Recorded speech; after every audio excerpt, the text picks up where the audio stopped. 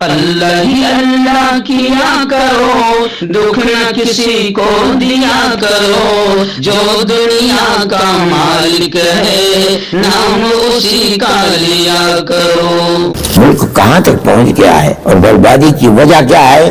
یہ کیا معلوم ہے کہ مسلمان نے ملک کی آزادی کے لیے کیا قربانی دی ہے؟ یہ اپنے بڑوں کے نام پیش کر دے کہ ہماری یہ قربانی ہے، مر جائیں گے پیش نہیں کر سکتے، اور اگر پیش کریں گے جھوٹ ہی پیش کریں گے۔ دارالعلوم اپنے اس مقصد کے اندر ابھی بھی کامیاب ہے۔ جو لوگ آپ کو کام کرتے نظر آئیں گے، چاہے تعلیمی اعتبار سے، چاہے باطل کے گھروندے کو توڑنے کے لیے، دارالعلوم دیوبندی کے لوگ آپ کو ملیں گے، بلا واسطہ ہوں یا بالواسطہ ہوں۔ جہاں بربادی اور تباہی آتی ہے کام کرنے والے لوگ یہی ملیں گے۔ لیکن یہ افسوس کی بات ہے کہ وہ مدرسے جن کی اینٹ اور پتھر رکھا گیا تھا آزادی وطن کی مجاہدین کے لیے، انہی کی بنیادوں کو اکھاڑ کر پھینکنے کے لیے گورنمنٹ اپنی جگہ پر تیار ہے۔ صدر لوگ جس کی بنیاد ملک کی آزادی کے لیے مجاہد پیدا کرنے کے لیے رکھی گئی تھی، اور انہوں نے مجاہد پیدا کیے۔ مفتی اعظم حضرت شیخ الہند رحمۃ اللہ علیہ کے شاگرد ہے، مولانا عبد الرحمن صاحب، حضرت مدنی رحمۃ اللہ علیہ، بشیر احمد بھٹا، اور کون اور کون اور کون، اگر گنو گے سارے علماء کی فہرست ملے گی آپ کو، کون نے ملک کی آزادی کے لیے کام کر رہے تھے۔ تقدیر کی بات ہے آج انہی کی اولاد دہشت گرد کہلاتی ہے، انہی کے بنائے ہوئے مدرسوں کو کہا جاتا ہے کہ یہ دہشت گردی کا اڈا ہے۔ میں کہتا ہوں یہ ملک کی اور ملک پر حکومت کرنے والوں کی جہالت کی بات ہے، جانتے ہی نہیں کچھ، پڑھا ہی نہیں ہے کچھ، وہ کیا جانے کہ ملک کی آزادی کے لیے مسلمانوں کی قربانی کیا ہے۔ آپ کی قربانی یہ ہے آپ اپنے اکابر کی تاریخ کو پڑھیے، ڈھونڈیے کتابیں، انہوں نے کیا کیا اور کیسے کیا، ان تمام چیزوں کو دیکھیے۔ میں یہ نہیں کہتا ہوں کہ کسی نے کچھ نہیں کیا، کیا ہوا لوگوں نے۔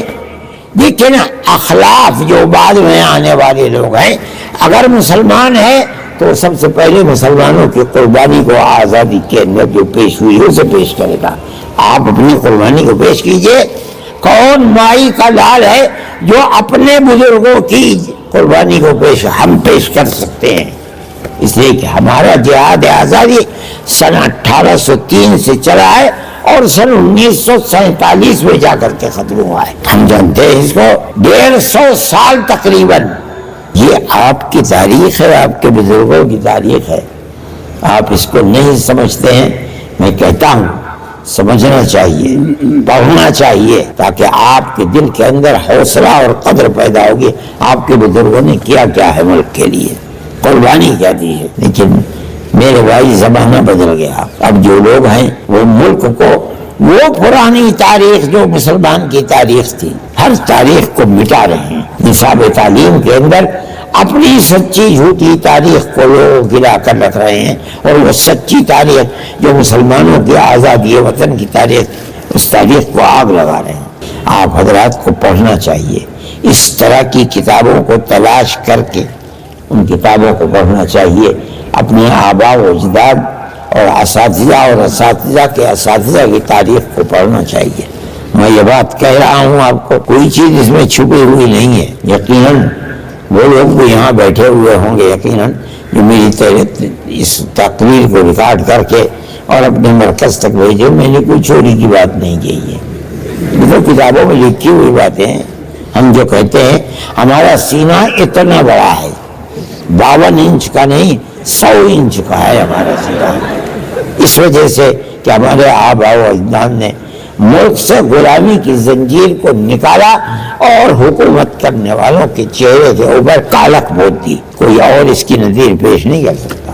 میں آپ کو بتاؤں گاندھی جی کو مہاتما بنانا حضرت شیخ الہند رحمۃ اللہ علیہ کا کام ہے، آپ نہیں جانتے ہیں۔ مدرسوں کا کردار یہ ہے، یہ مت سمجھیے کہ صرف مدرسے پڑھانے کے لیے حضرت نانوتوی رحمۃ اللہ علیہ کا مقصد کیا تھا؟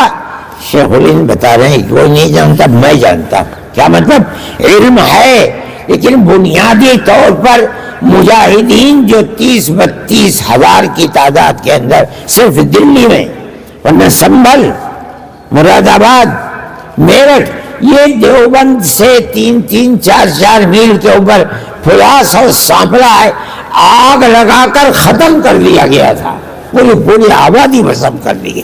دیکھیے علماء کے ساتھ تھے، اس تاریخ کو کوئی جانتا ہی نہیں ہے، نہ آپ لوگ پڑھتے ہیں نہ آپ لوگ جانتے، لیکن جانیے ملک کے اندر ہمارا یہ کردار تھا. اور ملک کی آزادی کے بعد آپ دیکھیے ہمارا مقصد صرف ملک کو آزاد کرنا تھا، اس کے سوا کوئی اور مقصد نہیں تھا.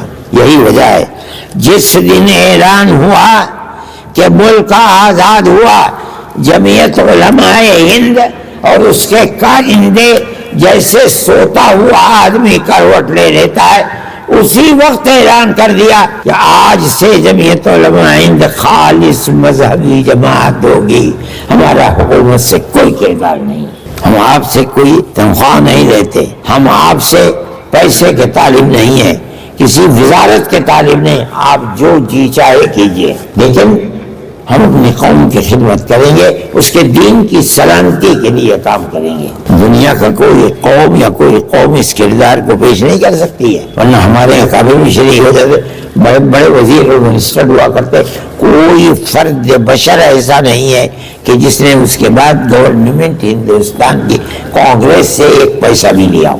میں اس کردار کو آپ کے سامنے یہ بتا رہا ہوں کہ حکومتیں اس کردار سے ناواقف ہیں. بات خراب ہو گئی، ملک آزاد ہو گیا. ملک کی آزادی کے بعد وہ طبقہ جس کو آزادی کے اندر کوئی قربانی دینے کی توفیق بھی نہیں ہوئی، وہ حکومتوں کے اندر آتے رہے یکے بعد دیگرے، اور انہوں نے مسلمانوں کی اس تاریخ کو موت کے گھاٹ اتار دیا. وہ جن کے آبا و اجداد ملک کی آزادی کے لیے پھانسی پر لٹک چکے، ان کی اولاد کو آج کہا جا رہا ہے کہ یہ دیش ورودھی ہیں، ملک کے دشمن ہیں، یہ لوگ، ان کو جیلوں میں ڈال دیا جاتا ہے. ابھی آپ نے کل پرسوں اخبار میں دیکھا ہوگا کہ یہی بنیاد تھی، لیکن ثبوت نہیں پیش کر سکے. حالانکہ ثبوت ہونا چاہیے، ثبوت نہیں پیش کرے کبھی ہائی کورٹ ورنہ سپریم کورٹ میں آزاد کر دیتا ہے کہ کوئی ثبوت مہیا نہیں ہوا، چلے جائیے. یہ ملک کی فرقہ پرستی کی طاقت ہے، ملک کو چلانے والی یہ طاقت نہیں. یہ ملک تو برباد ہو رہا ہے. ہمیں افسوس ہوتا ہے کہ ہمارے باپ دادا نے جس ملک کے لیے انگریز کی 9 10 سال کی جیل کاٹی ہے، ان کی ان قربانیوں کے بعد ملک جا کہاں رہا ہے. اس وقت ڈالر کی قیمت کیا ہے آپ کو معلوم ہے؟ 92 روپے کا $1 ہے. میں نے وہ دن خود دیکھے ہیں، کیش کرائے ہیں. میں حضرت کے ساتھ گیا تھا 1955 میں حج کے لیے. مدینہ منورہ میں ہندوستان کا 100 روپیہ دے کر کے ہم خریدتے تھے ریال، 108 ریال. ہندوستان کے پیسے کی قیمت زیادہ تھی. آج ایسی ہوتی ہے کہ 26-27 روپے کا یا 25 سے زائد کا 1 ریال ہے. کیا قیمت ہے؟ آپ کسی کو 100 روپیہ دیجئے کہ اس کے ریال دے پھینک دیتا ہے، اٹھا کے لے جاؤ.